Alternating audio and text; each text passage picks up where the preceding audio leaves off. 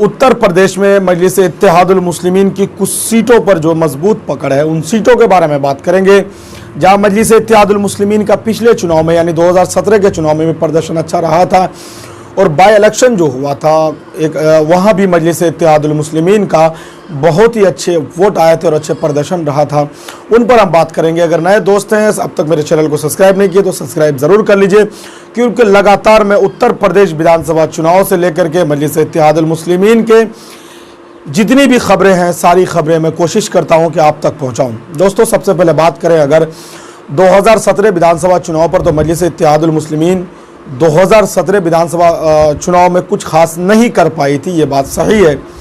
लेकिन एक आधा सीट ऐसा भी था जहां मजलिस इत्तेहादुल मुस्लिमीन ने पूरी ताकत और पूरी टक्कर देने में सफल हुई थी।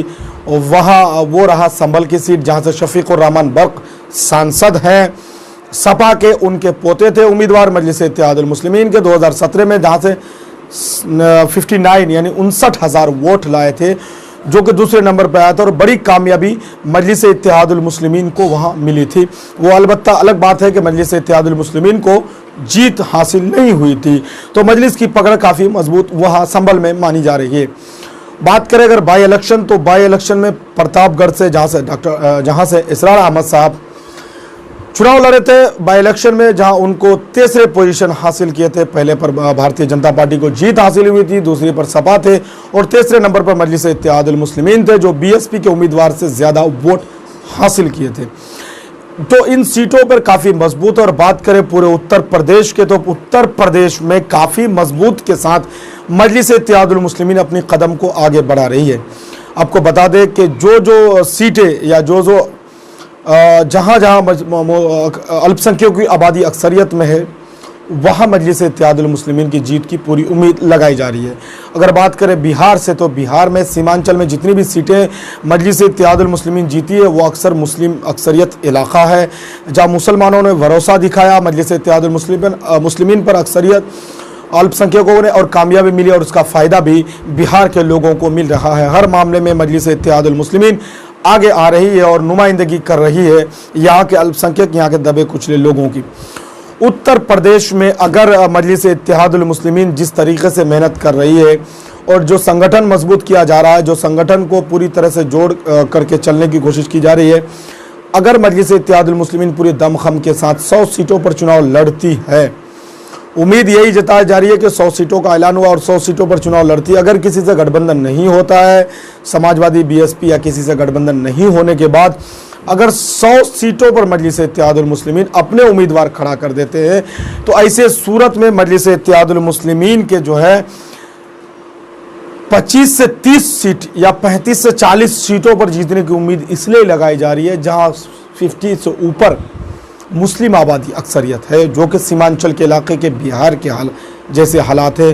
और ऐसी सूरत में अगर मजबूती के साथ चुनाव के मैदान में मजलिस इत्तेहादुल मुस्लिमीन खड़ी रही, तो कामयाबी मिलना यकीनन है, क्योंकि मजलिस के सदर जनाब बैरिस्टर असदुद्दीन ओवैसी साहब लगातार यूपी की राजनीति में दिलचस्पी है, यूपी की राजनीति में लगातार प्रेस कॉन्फ्रेंस कर रहे हैं और मुद्दे पर बात कर रहे हैं और हर चीज़ को बारीकी से समझ रहे हैं और मीडिया के सामने में रख रहे हैं। ख़ास तौर से अभी उनके नज़र में उत्तर प्रदेश सबसे पहले है और उसी की राजनीति कर रही है।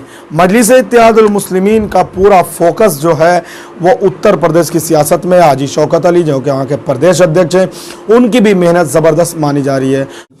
दोस्तों, बात करेंगे उत्तर प्रदेश में मजलिस इत्तेहादुल मुस्लिमीन को जिताना क्यों ज़रूरी है और बिहार में मजलिस इत्तेहादुल मुस्लिमीन चुनाव जीतने के बाद क्या कर रही है, और मजलिस इत्तेहादुल मुस्लिमीन क्या चुनाव जीतने के बाद बिहार को भूल गई है या फिर सिर्फ मजलिस इत्तेहादुल मुस्लिमीन जबान दराजी करती है या फिर काम पर विश्वास करती है या सरकार को मजबूर करती है काम करने के लिए।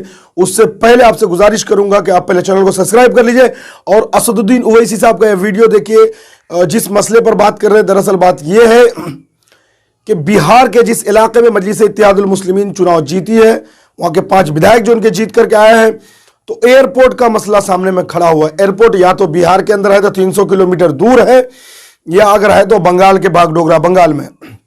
ऐसे में सीमांचल में एयरपोर्ट की मांग को लेकर के मजलिस इत्तेहादुल मुस्लिमीन के सुप्रीमो लगातार मजबूती के साथ आवाज उठा रहे हैं और यहां के विधायकों को भी आवाज है। पहले बैरिस्टर जनाब असदुद्दीन ओवैसी साहब का आप वीडियो को देख लीजिए, उसके बाद बात करते हैं। उत्तर प्रदेश वालों के लिए जरूरी है, पहले ओवैसी साहब का वीडियो देखिए। बिल्ली के ख्वाब में छिछड़े होते नीतीश कुमार को यह बात याद रखना चाहिए कि हमारी लड़ाई सीमांचल की इंसाफ की लड़ाई है।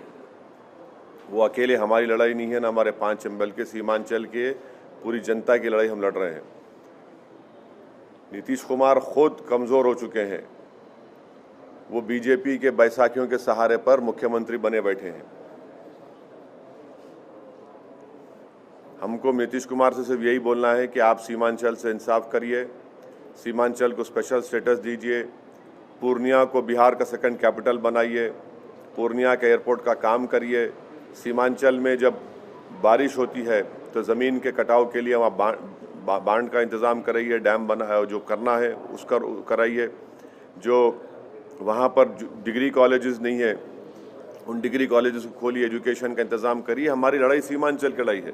तो नीतीश कुमार से हम बहैसियत मुख्यमंत्री बोल रहे हैं, उनको करना चाहिए।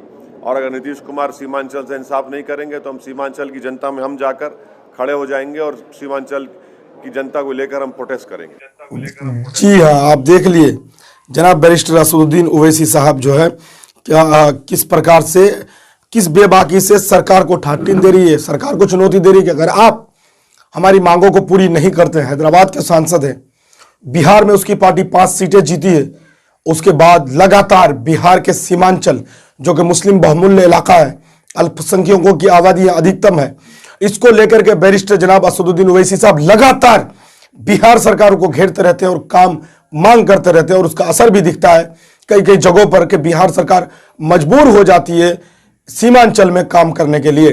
जिस तरीके से असदुद्दीन ओवैसी साहब मांग कर रहे थे, उत्तर प्रदेश वालों बड़ा मसला है इस बार आप लोगों के सामने में। इस बार अगर चाहते हैं कि बिहार वालों ने जिस तरीके से सीमांचल वालों ने 5 नुमाइंदे चुन करके बिहार की असेंबली में भेजा, अगर आप लोग भी चाहते हैं तो आपको इधर उधर की बातों पर ध्यान नहीं देना होगा। आप चाहते हैं कि बैरिस्टर जनाब असदुद्दीन ओवैसी साहब की नुमाइंदगी में उत्तर प्रदेश में आप लोगों का काम हो, आप लोगों का विकास हो, आप लोगों के तरक्याती काम हो, आप लोगों के सहूलियाती काम हो और आप लोगों का जो है हॉस्पिटल्स हो, एयरपोर्ट हो, सारी चीजें आप लोगों को मुहैया कराया जाए आसानी से। तो आपको चाहिए कि मजलिस के नुमाइंदों को आपको कामयाब करना होगा, तभी बैरिस्टर जनाब असदुद्दीन ओवैसी साहब हुकूमत की आंखों में आंखें डाल करके आपकी नुमाइंदगी कर सकेंगे जिस तरीके से बिहार में कर रहे हैं।